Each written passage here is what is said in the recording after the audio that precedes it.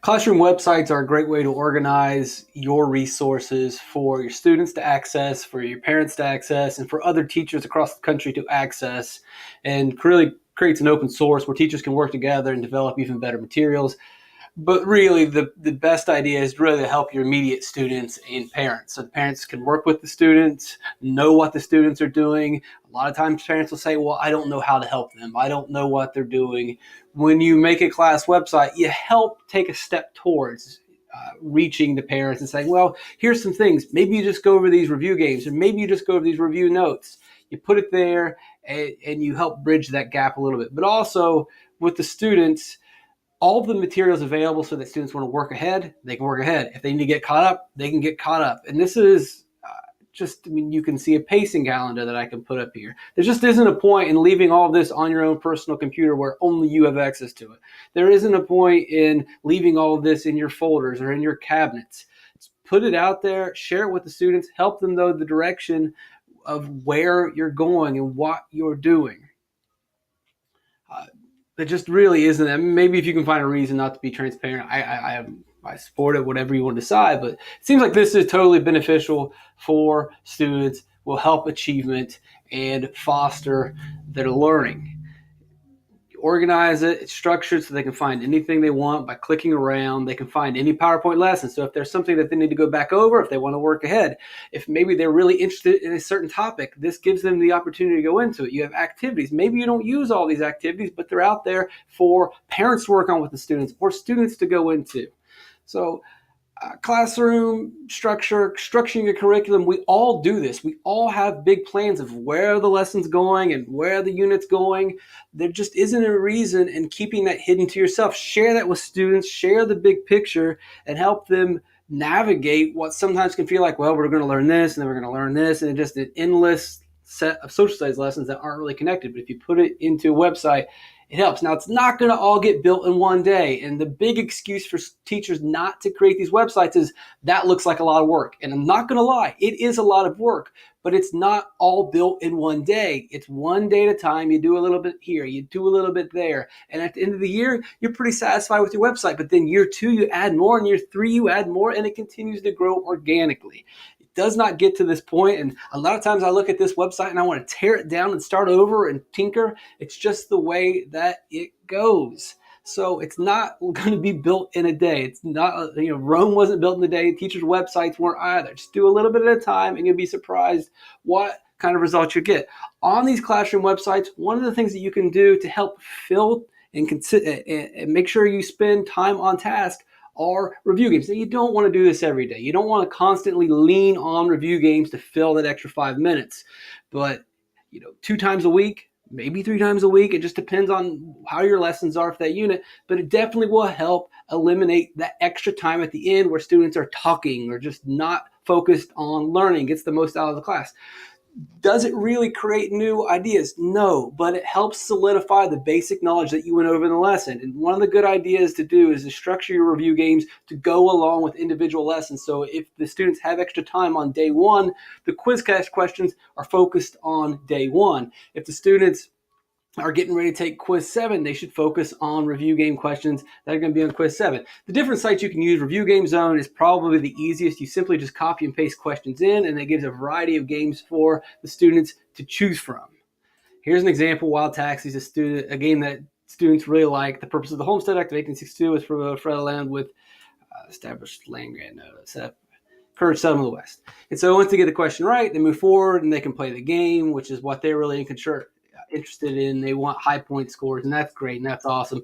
But the really nice thing about Review Game Zone is that it stores the data, and it will let you know the specific student and what questions they missed. You can take that data every single day and find out, boy, I need to go back and change my lesson, or I need to go back over this. A lot of times we don't get that information till the end of a unit, and then you're already focused on the next unit, and you don't fix what you made a mistake on in terms of the Homestead Act, and then you get to the next year and you run into the same issue. It's really nice thing that happens there. We also have content generator, class tools are also examples of games that you can use. They're simple review. They're just basically reinforcing the information from before, and it's individualized because you can't review with every single student one-on-one, but you can have a computer do that for you. Let me see if I can pull up another example of a review game by using Scratch MIT, which is a little bit more advanced, but most people are going to kind of get bored with these type of games. And if you really want to push yourself as a teacher, Scratch MIT is a really interesting way. Well, I can't pull it up, but I can let you see what the game is. Let me see if I can sign in. This is going to take too long, but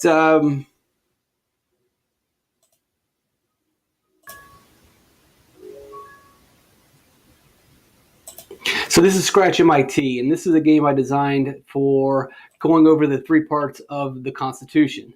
So I coded it to say, it gives me a card. Where is we the people? Is it in the preamble, is it in the articles, or is it in the amendments? Well, it's in the preamble. Boom, I get the question right. It shows green. Next question. The provide for the common defense. Well, I know that's in the preamble, but I want to say articles just to show you what happens when I get it wrong. Oh, I got the question wrong. So this is... if you've ever done the matching boards in real life, this is kind of a computer version of the matching boards, except, and you got a timer, and I've added, and it keeps track of my wrong, keeps track of my correct. All this different stuff is on here. And so it's really good review for the students. But another neat thing is it shows the process of actual coding, all the different images that I had to load into the game, and all the different codes that are a part of the game, and all the different, this one's really not that complicated in terms of coding. Let me see. Oh, and then you're like, what is this? This is crazy. Again, you're not going to learn this stuff overnight, but you take it one day at a time, just like anything else. And eventually you build on those skills and you improve, and you can come up with some really creative ideas.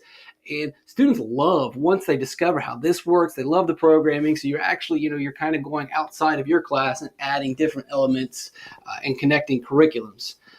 So there's a lot of mathematics involved in it. All right, so so you got the website. We've got the games. Also on here are my PowerPoints, and everyone does PowerPoints, and everyone puts pictures, and everyone puts text. But there's a lot to PowerPoint that we really should take more advantage of. And animation is one of them. I'm just going to take a quick example of the things of where you can bring a PowerPoint to life. So I want the students to understand what a monopoly is and how competition works. So on this screen, we see different sodas. And let's say Coca-Cola wants to charge 80 cents. Well, because of the competition, other soda companies are going to fight with them and lower the prices. And in the end result is we get to pay less for soda. Competition between companies drives prices down, which is good for consumers. Or the alternative is, if Cactus Cooler can't lower the price, then they're going to jazz up their product and they're going to increase quality. Competition, it creates better quality products for consumers, and it also lowers prices. We as consumers love competition. Well, what would happen if there wasn't competition? What if Coca-Cola was the only choice? They could charge us $1.25. They could charge us $1.50. They could sell us poison. So when there isn't competition, when we have monopolies or trusts where one product is controlled by one company, they can charge whatever price they want and they can produce whatever quality they want. And that happens when the government is not involved in the economy. When we have the government not see. So that is kind of the stuff that you can do with an animation in PowerPoint that we don't really get when you just show people text and say, this is a monopoly. Here is an example of a monopoly. Here's a picture of the monopoly guy on your screen. But if you put animations, which aren't that hard at all, you add in your pictures. Everyone knows how to add in pictures. Everyone knows how to add in text. And all you do is you click on the animation button, and it's really simple of just putting it in order. When do I want this to come up? When do I want this to come up? When do I want this to come up? When do I want this to come up? And it really is pretty simple. It's just, I want that to come up, that box, that box, that box, that box, that box, that. It's just putting things step by step in order. There isn't a magical animation Walt Disney style. It's just, I want this to appear, then this to appear, then this to appear. You're creating a mini movie that grabs the students' attention and they're following step by step by step. Otherwise, it's just there. They see one screen and they say, all right, Monopoly, I read the text, looked at the picture, I'm checking out. But here you can really jazz it up. That's not going to create a miracle in your class, but it's an idea. So it's what we have: a website structuring of your content. We've got games to use all the time in a class period. And then we've got PowerPoints that use animation to jazz up your instructional delivery. All three of those things really have big benefits in the classroom.